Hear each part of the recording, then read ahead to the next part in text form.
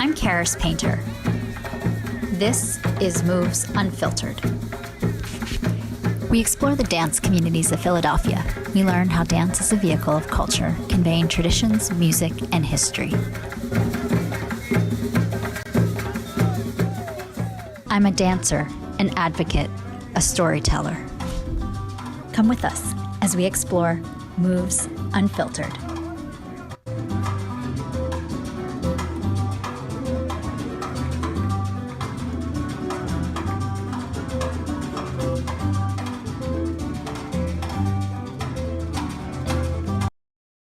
This is Moves Unfiltered on Usula Media.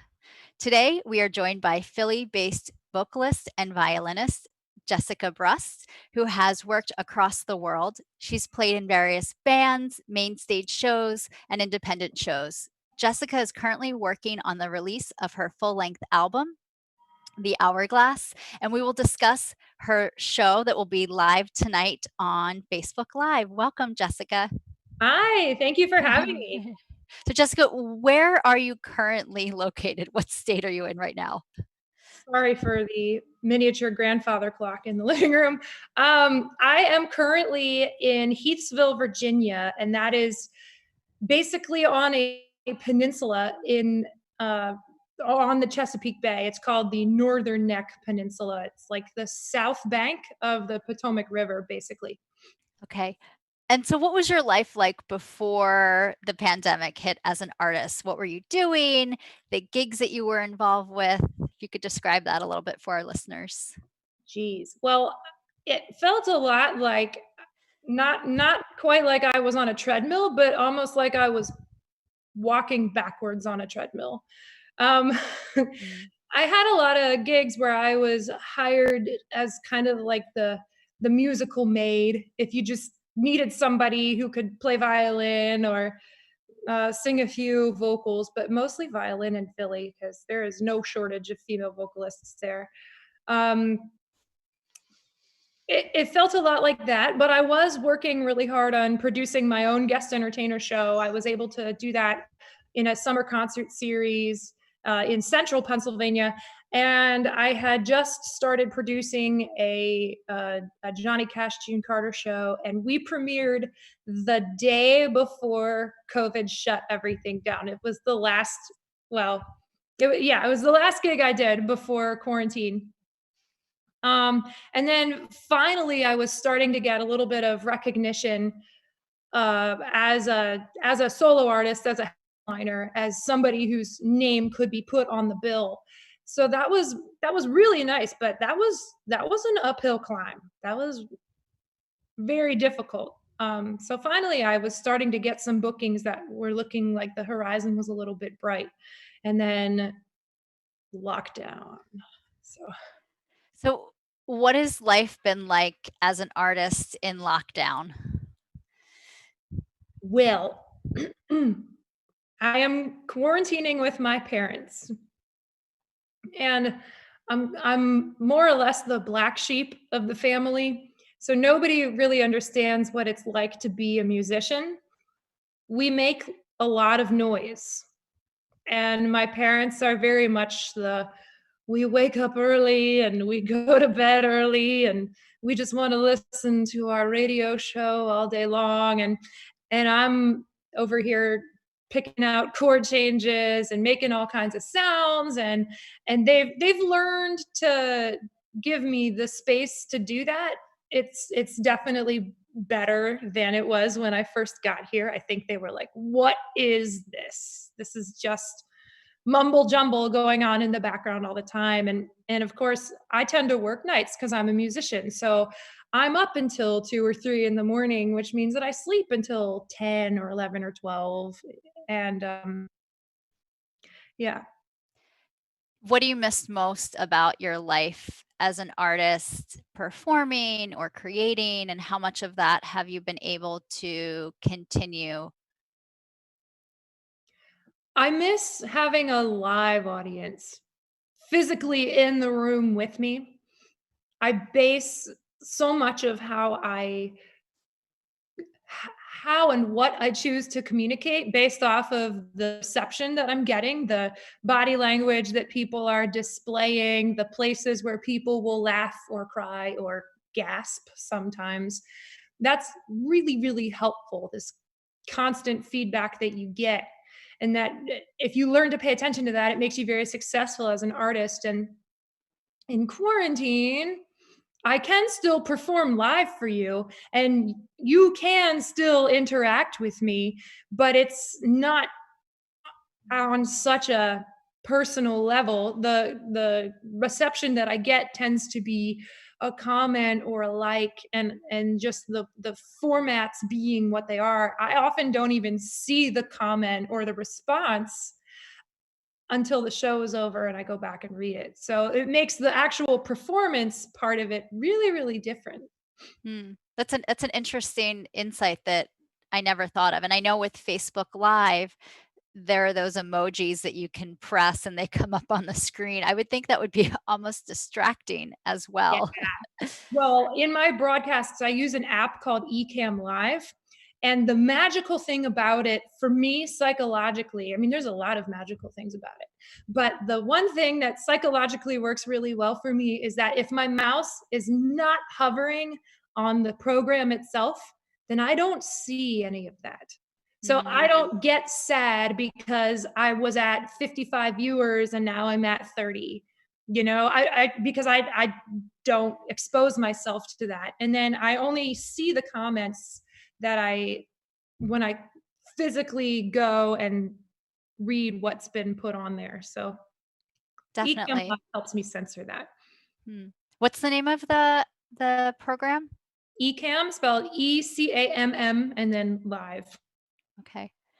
So Well, I have heard from some artists that they were go, go, go. They had this lifestyle that was on the road. Either they were performing or teaching a lot in festivals and other different types of venues, and that having this almost forced time away from that has led them to have a little bit more breathing room for creative endeavors. Would you agree with that, or do you think that that's not necessarily what happened in your case? it's totally what happened in my case. There's a thing, it especially pertains to me in as is related to teaching, but there's a thing known as midwife syndrome where you spend all of your energy giving and caring and paying attention to the needs of other people and then completely neglecting your needs. I spend hours, and even still in quarantine, I do spend hours working with students on the music that they want to learn and the things that they want to improve. And then by the time I'm done, I don't have any emotional energy left to devote to my own projects and experiments and endeavors. So that part of it is exhausting and still is exhausting. But what quarantine has given me is the free time that I would have lost in the commute. And we all know, living in and around Philadelphia, if you want to drive somewhere that's 8 miles down the road, it should take 20 minutes or 25 minutes. It takes an hour.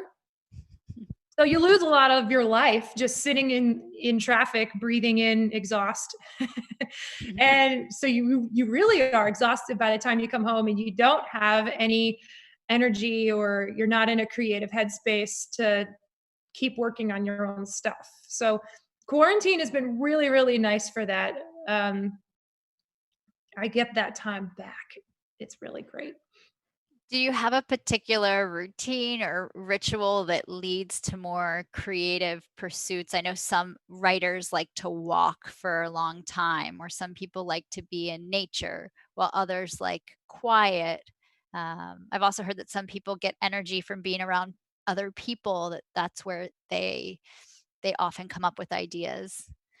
Hmm. I'd say that having the freedom to follow my whims has been magical, because the worst thing in the world is when you get an idea. Like, the majority of ideas happen in the shower or when you're brushing your teeth, doing something so mundane. And now in quarantine, when I'm done brushing my teeth, I can just go do it, or I can go start what I thought of. And in life before COVID, I had to be the responsible adult that said, no, it's already 2 a.m. You need to go to bed because you have to wake up at 8 o'clock tomorrow morning because you have to have your stage makeup done in order to leave in time to drive to your gig in Virginia. And, you have to say no to yourself so that you can take care of your bodily functions. Now I have the freedom. It's really lovely. So you're not only a vocalist, but you also play the violin, which I believe I see in the backgrounds. It That's my looks so small. They are small. This is my this is my real one, the one that I'm playing tonight. It's like a ukulele, but a little more smashed out. That's about how big it is. Okay. Oh, So itty bitty. would you say more time is spent on working on your vocal work or on the violin work? How do you juggle that, or does it all come together? Oh my God. That's a very loaded question. um, I guess I guess I will answer you in chronological order. So I am a vocalist. That is first and foremost. I will tell everybody in the world, this is my main instrument. I am a vocalist. The reason why I play violin, not only because I happened to have learned it when I was young, is because so many vocalists, especially female vocalists of the youthful and I don't know, how do I say this? Caucasian variety are discriminated against as being self-centered, willfully ignorant of music, of theory, of what goes into working with an ensemble, collaborating with musicians. And that's a reputation that unfortunately we've earned based on truth and reality. And I discovered through I learned the hard way that when I bring a violin with me to a gig, it wipes the expectations clean that people have of me. So all of a sudden people will hear my voicings and they will hear the timbre of my voice, but they will stop holding it against me that, oh, clearly she's been trained, and I don't want to hear that in pop music or jazz. They wipe the expectation clean because all of a sudden I have proven to them, just by oftentimes just holding it in my hand, I have proven to them that I have done my homework and I have done research and I know theory. Mhm. And you don't get that kind of respect without an instrument in your hands. And I mean, I hate to say it because I'm a terrible guitar player, but guitar does not give you the same kind of prestige. Mhm. Piano can give you the same kind of prestige, bass kind of, but violin, people are like, oh, okay, cool. So I bring it along more out of this is how I am controlling your mental response to the art that I am presenting towards you. But then, as a result, I moved to Philly in 2015. And as I mentioned, there's no shortage of female vocalists in Philadelphia. They're like, oh, you're a girl and you sing? Yeah, so does everybody. And we don't need that. We don't need that. Especially you're in your 30s, you're a little expired. So they were like, oh, but you play violin. Here's all the gigs for violin. And they're usually Mhm. very unfulfilling. Mhm. Um, and then all of a sudden, because I'm a woman who can dress very attractively, people just look at you without even paying attention to a note that you've played. And they're like, oh my God, you're brilliant. We have to hire you to do all this stuff. And then all of a sudden, I find myself being given all these gigs for which I am inadequately prepared. So then I have to do a lot of like backtracking and practice a lot more violin. I have to pay attention a lot more to the chord changes. I have to figure out something to do when they throw me a solo that I need to improvise. And so these are all skill sets that I'm still building. if you consider those skill sets to be like a language, I still speak at like the kindergarten level of Mm. fluency. So S- I'm working at it. Speaking of kindergarten level, we have about 2 minutes before we take a break. I know you were doing kids shows where you would get heavily dressed up and have makeup on. Can you share that before we go to our break? Yeah. A friend got me hooked up with one of his friends who has a talent agency. Her name is Katie Nanny Sullivan. And one of her biggest clients is a mall in New Jersey, Deptford Mall, and they host, or pre-COVID, hosted a monthly kids event, and every single month had a different theme, and it was usually related to science or the global community, things like that. And so they just needed somebody who is capable of, running the show, of directing traffic, and also performing a handful of musical entertainments. My personal favorite one was last June, where we had a pirate party to celebrate the beginning of summer. And we were racking our brains. What is related to pirates and that kind of stuff that we could be turn into something educational for the kids? And I basically said, how about parrots? Because my very first job ever in life was working at a parrot breeder, funnily enough. So we found somebody over Facebook who had a giant hyacinth macaw. His name is Matthew. He stole my heart. He stole the show. He was wonderful. I got to give a presentation about conservation and body language of how parrots communicate with each other. And then I got to play a little violin, because violin is very important in maritime Mm. folklore. Anyway, I know it's 20 minutes after. No, that was great to hear. A parrot trainer? Yeah, yeah. I worked at a breeder, and my job was to feed everybody, clean up after everybody, and make sure that the birds were socialized well to begin life in a new home. Because birds live, the larger species live as long as people do. So if you don't socialize them well, they become holy terrors, and there is no there is no pet that is rehomed more often than parrots, because they haven't been socialized and they become just like Godzilla. They destroy everything if you don't know what to do with them. So I it's never knew. very important. So we will take a break. We're with Jessika Brust, a Philadelphia-based artist. I'm Karis Painter. This is Moves Unfiltered on Usula Media, and we also are joined by Dylan DiRosato, who is our sound engineer. We will be back in a few.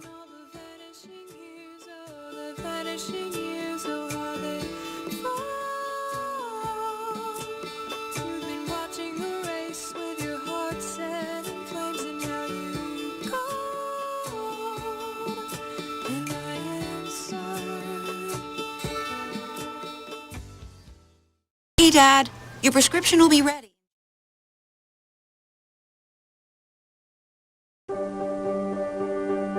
Being prepared is a part of who you are, but it's especially important in the case of a disaster.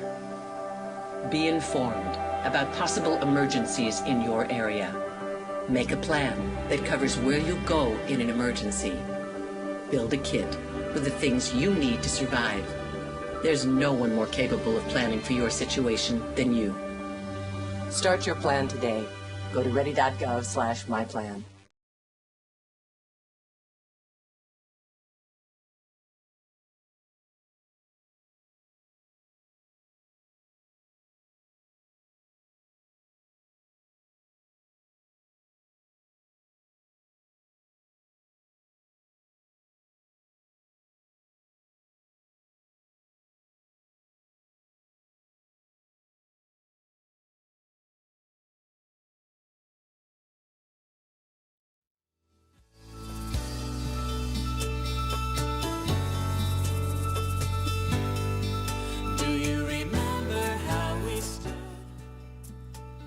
I'm Karis Painter.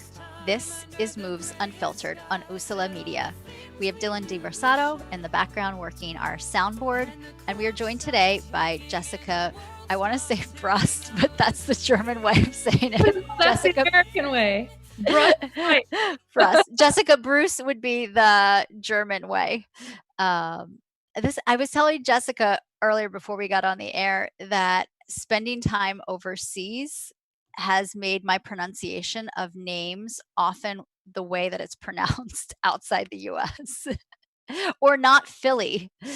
Right. Philly. With the deep O's and the A's. So I wanted to start off this segment by asking you a little bit about how did you get involved in the arts and a career in the arts?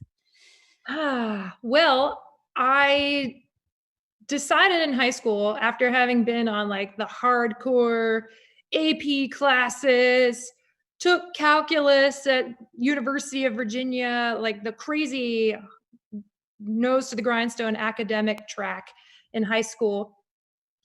I decided I wanted to study music theater in college, much to everybody's chagrin. So I went around and did a bunch of auditions, and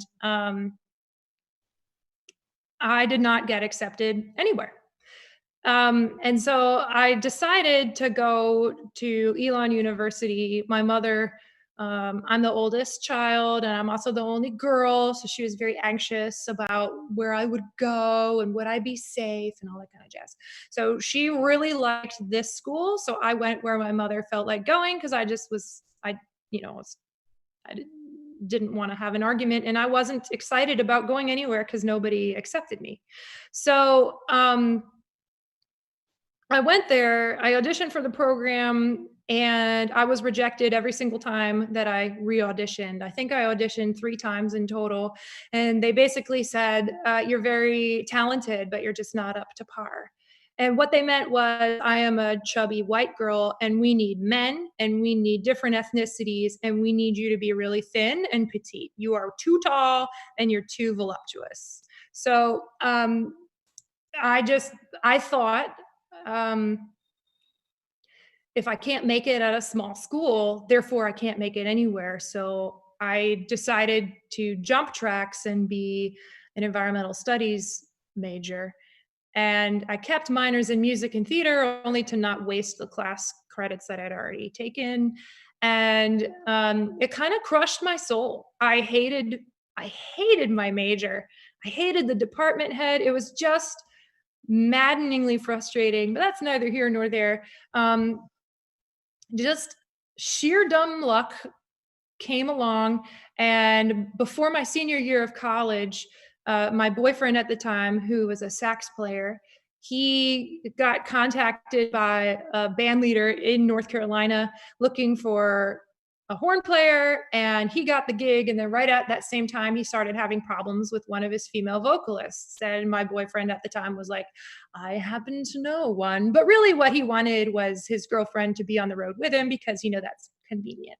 So so I auditioned, I got the gig, and I basically was on the road my senior year of college. I would, go do gigs on the weekends and come back and finish my class track for environmental studies.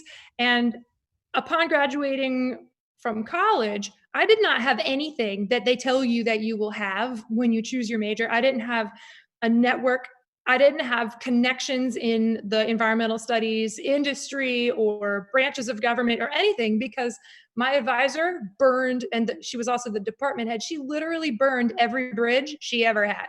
So if you were like, "Ooh, I'm associated with Dr. So-and-so," people would be like, "Yeah, nope, door closed." The only jobs available to me were, you could do political lobbying door to door 6 days a week. Oh, and by the way, it's an unpaid position. So those are the options available to me relevant to my major. And I was already working on the road as a musician. And I figured, well, clearly this is what I was meant to do. And I haven't stopped. There have been a few times where I had enough. I was burnt out. I was sick. I had debt piled up over my head.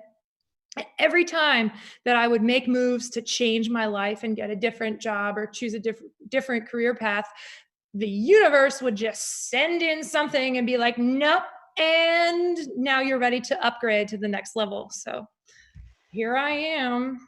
You're a multi-genre artist, and hearing your path to where you are now, what jumps out to you is some of the genres of the work that you really enjoy doing, or you feel that you're alive or that you flourish in? That's a great question. So the silver lining for not being accepted into the music theater program in college was that my class schedule was suddenly available during the times that the jazz classes were offered, as well as the opera workshop.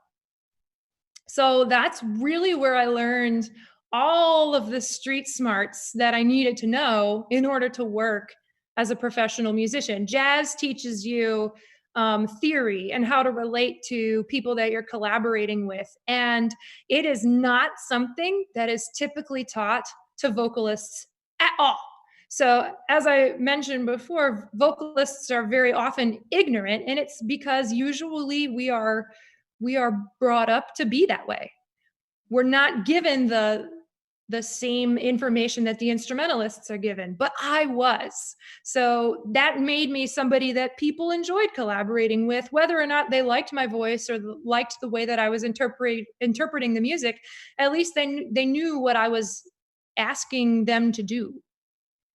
So that was cool. And then the opera, I mean, my God, there is no greater high, and that's not a pun intended, but there is no greater high than singing opera proficiently. It is just a thrill, and the street smarts that that gives you is vocal care. How do you maintain your voice so that you have it for the rest of your life, so that you don't have this short-winded, decade-long or less career? Mm. Do Yeah. you think, because opera is in Italian most times, is that correct? Um, the stereotype certainly is, but it is in a bunch of languages: German, French. I'm actually doing a little bit of French opera in tonight's show, and Czechoslovakian, Russian. It's there, Latin, all So of as them. somebody who doesn't speak those languages, I assume fluently every day, Right. how do you prep for that? Um, a vocal coach of mine says that you don't need to be fluent in the language you're speaking in, but you need to be fluent in what you are saying and what the other characters are saying to your character. Mm. So you have to know the translation word for word. That helps a lot. If you are lucky enough to have a native speaker that tells you, oh, well, if we're saying a sentence, qui est là, for example, you wouldn't go qui est là, you would put the emphasis on the la. Like, this is how we would speak it in the native tongue. That's a huge insight. But also, the magical thing about opera is that the music gives you so many context clues about what you think and how you feel about it. So you don't Mm. have to invent that so much. You just have to pay attention. That's Do really you nice.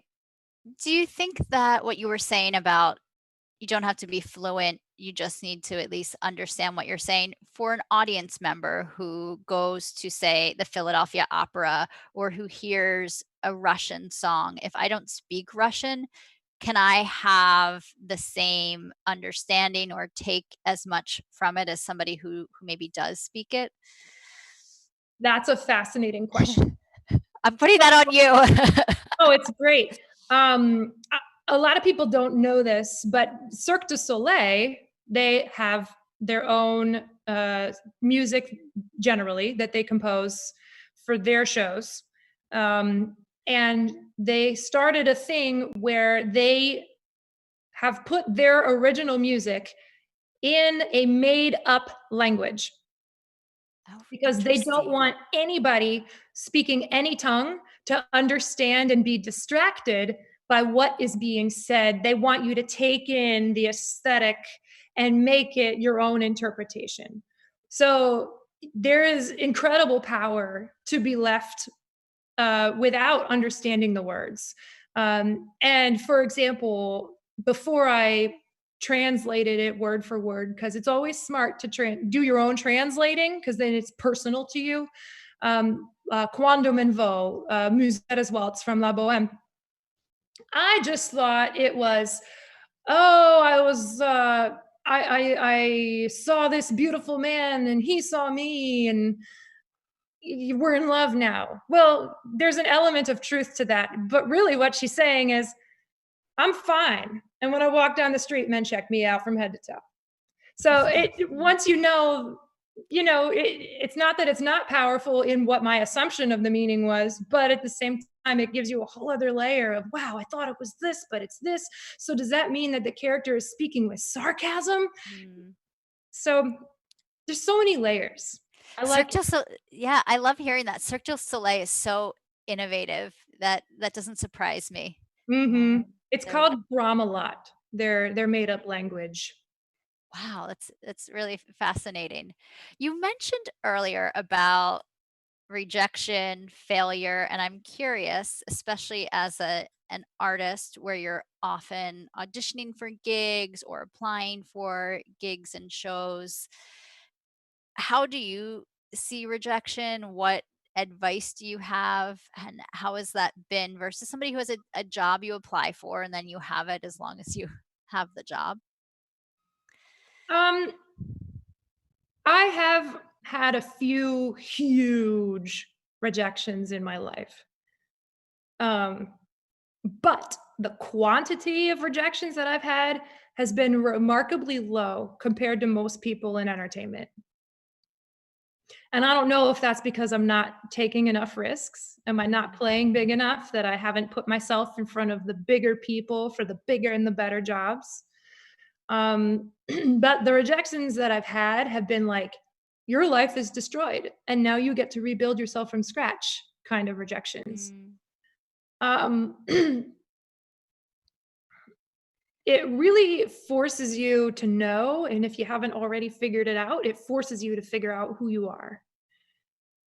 And it forces you to learn and define for yourself what your self-worth is.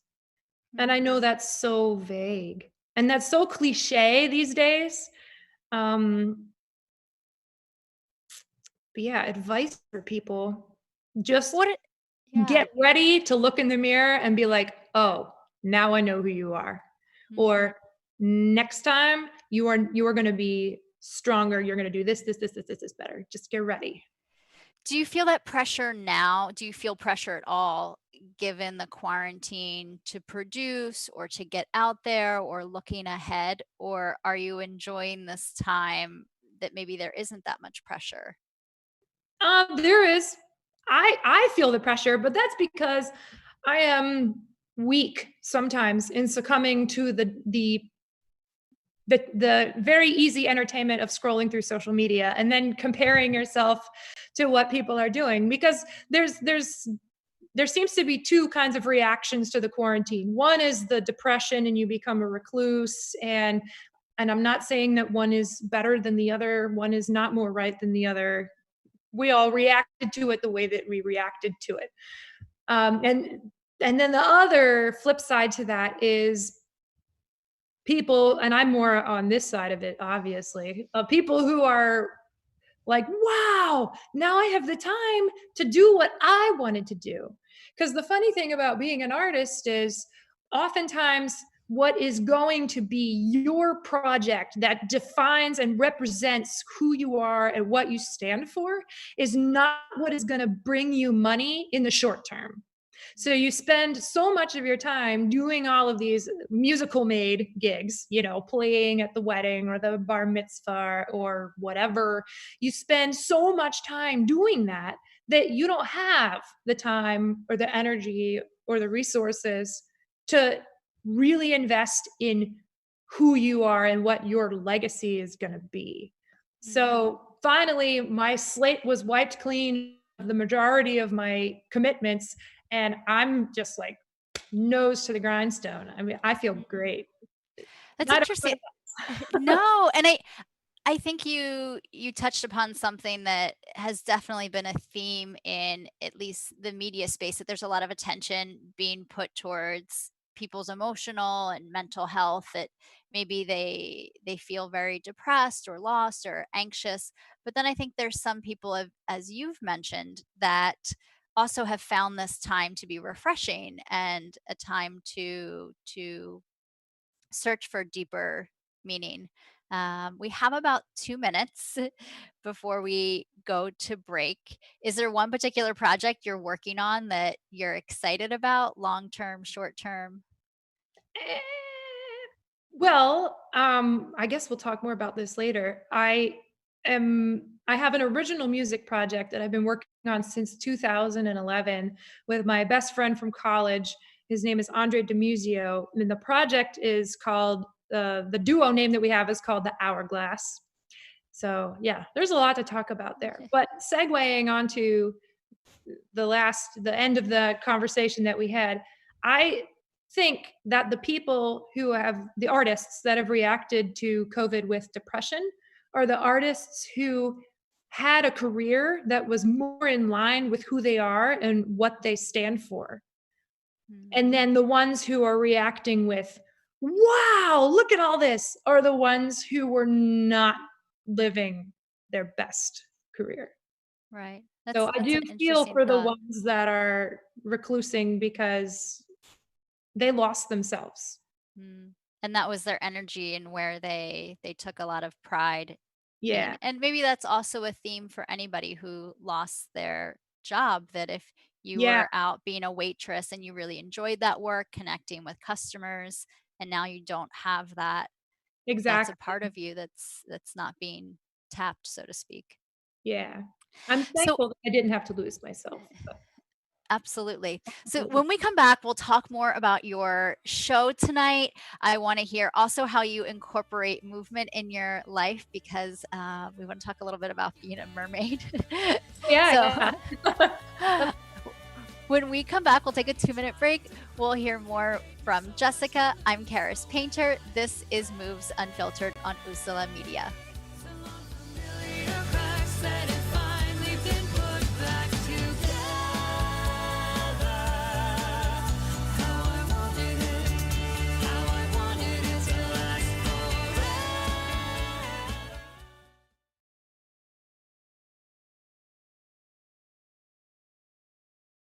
I came out in the 11th grade. Nobody was embracing you. The kids were cruel. It was very difficult to be gay. Not completing high school is more of a social thing than it was an academic thing.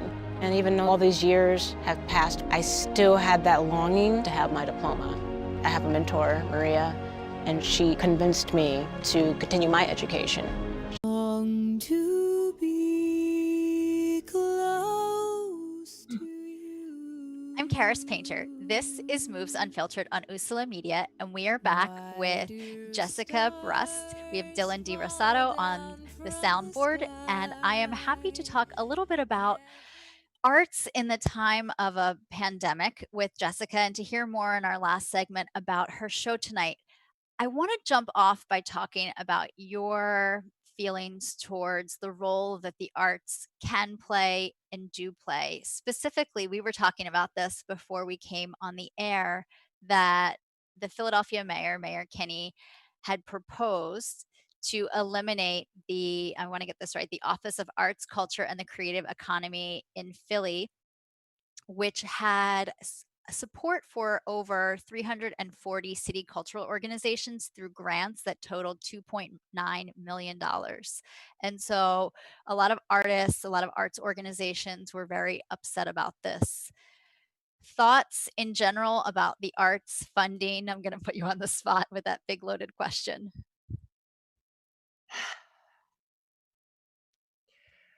I think it's a I think it's a very I think it's going to backfire on him in ways that are going to hurt only him.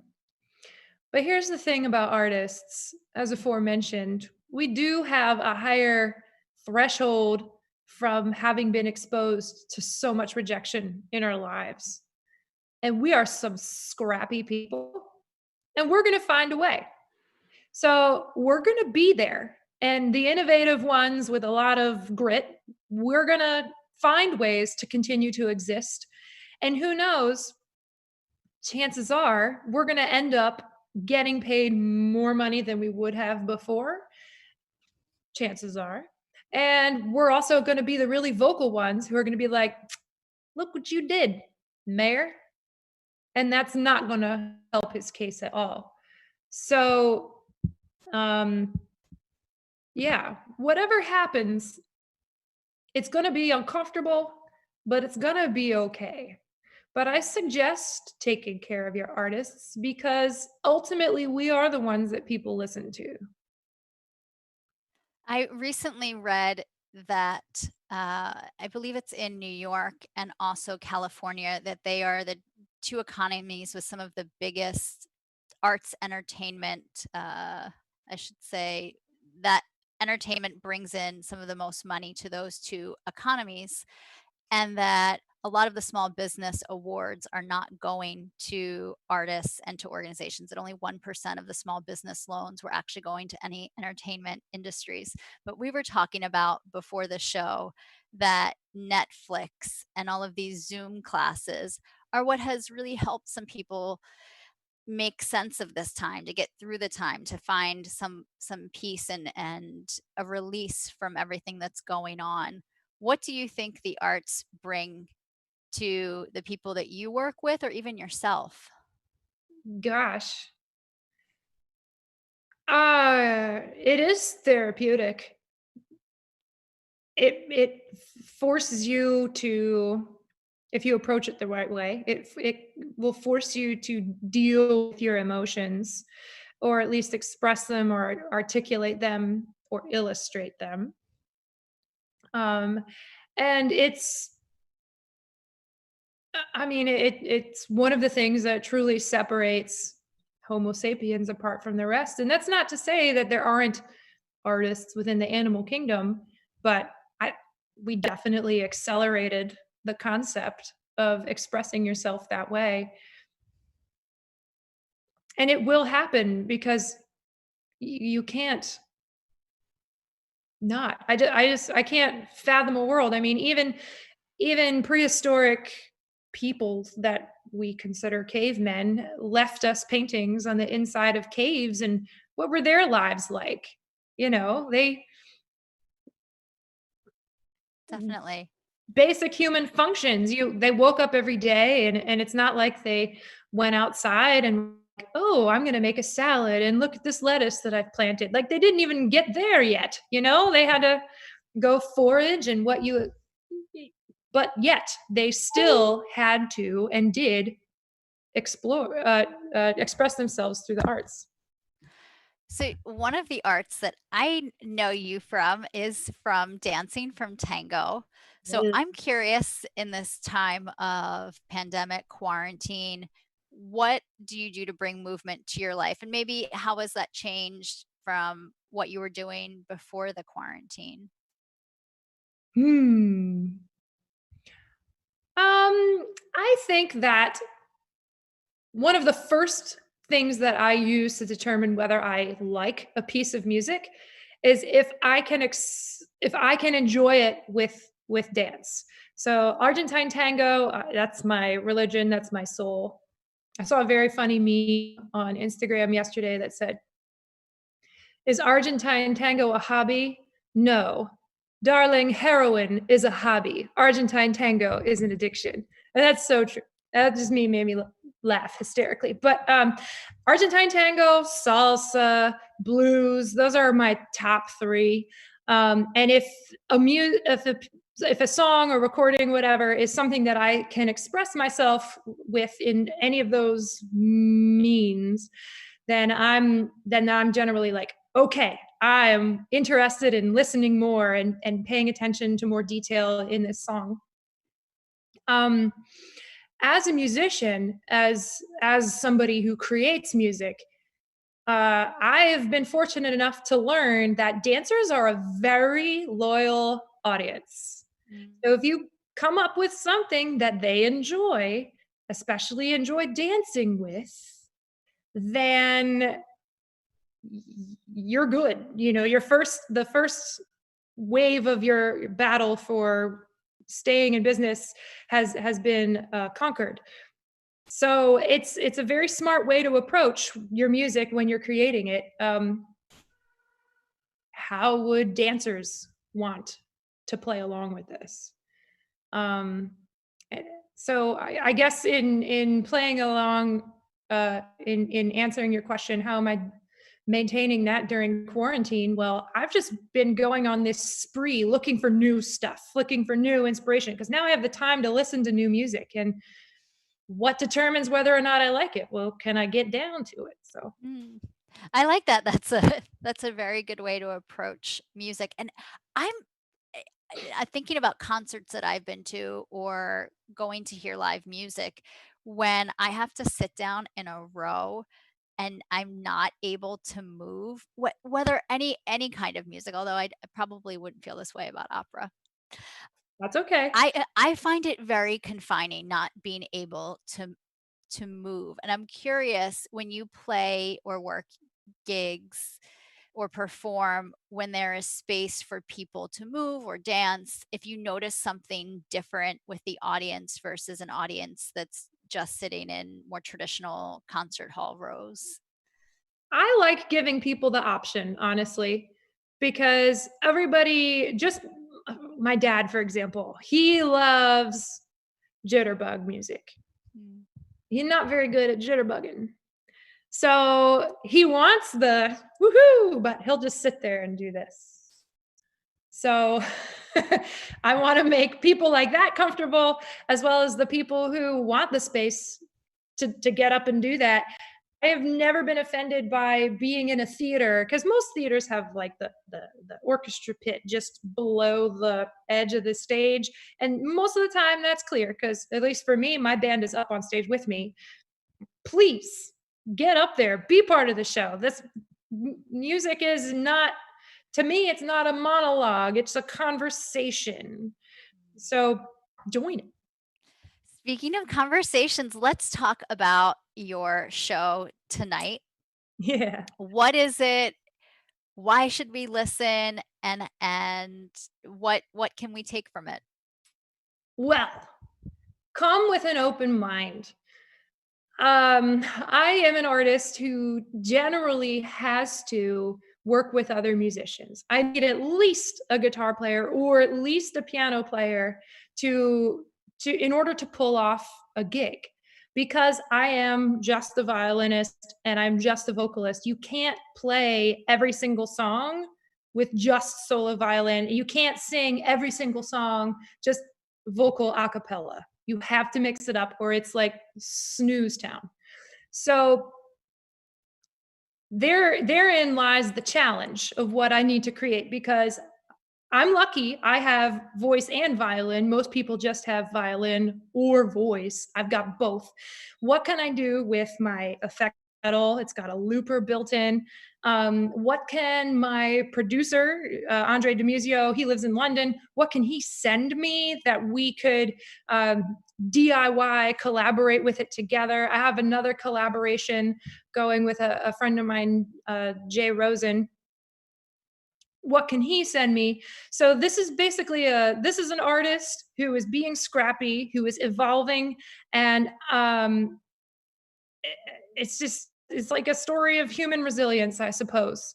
It's also a variety show. I don't enjoy being constricted to any one genre. I find that to be very monotonous. And because I am a jack of all trades and I would say a master of very few, I'm a very good gateway drug. So if you're very confined by music that you don't want to sit in a row and watch, I can maybe give you another approach to give you a different way that you can relate to it, and then find something in it that is a truth for you that you can relate to. So that's my hope. That's Now, and oh. so what is the name of the show tonight? As the World Falls Down. Named after the title song of the show is David Bowie's As the World Falls Down, which is, of course, from the soundtrack The Labyrinth. So if there are any complete nerds out there, I've got you. I'm here to entertain you. Is it now? You said that doing a cappella was probably not something that you would do. Can we put you on the spot? You were singing on one of the breaks. I was? Yes. You don't I have don't even to. remember. No, that's fine.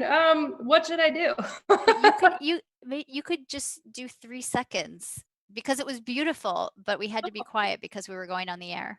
I have no recollection of this. See, this is part of the problem of being a musician. I just make noise as a default setting. This I don't is true. know. People would tell me that I am constantly moving as a dancer. But don't feel pressure. You don't have to. It's all right. I'll give you a verse of a Carter family song that I learned for the Johnny Cash June Carter show that I premiered right before COVID quit everything. Okay. It's called Wildwood Flower.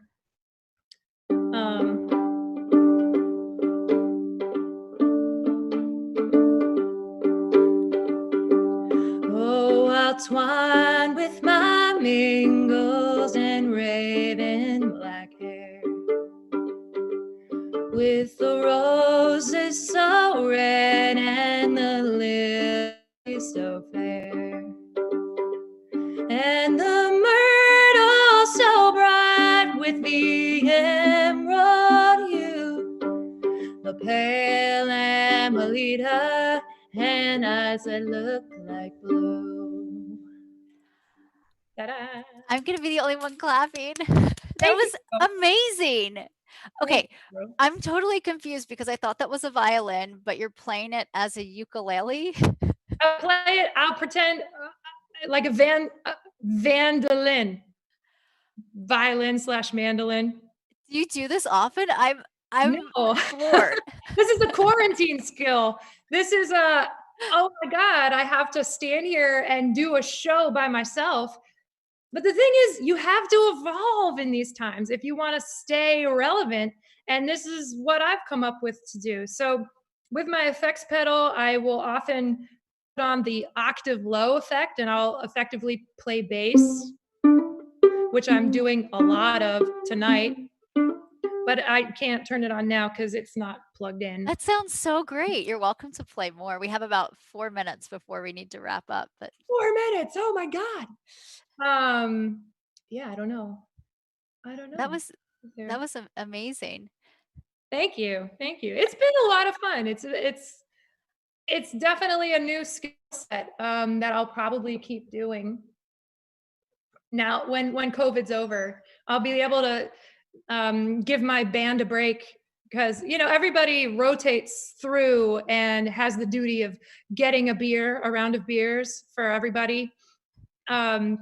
But often the person who never gets to get a break is the piano player, right? But now I can just be like, hey, bud, I got this. I'm going to do something terrible, but gimmicky and fun. The audience will like it. Wait. Sorry, what? No, go ahead. I'll let you have your I moment. was just trying to remember because this is stuff that's not in the show tonight. Should I do something that's in the show tonight? You could hold off and give us all a reason to tune in at 8 p.m. 8 p.m. Eastern time, yeah. And how do we find the show? So it'll magically appear on my musician page on Facebook, which is my handle on Facebook is at Jessika Brust Musician. So that's JESSIKA BRUST musician. Yeah. Insider tip to hear something that sounds more full rather than stripped down. You can tune in like 10 minutes early. I have a little pre-show thing planned, put together.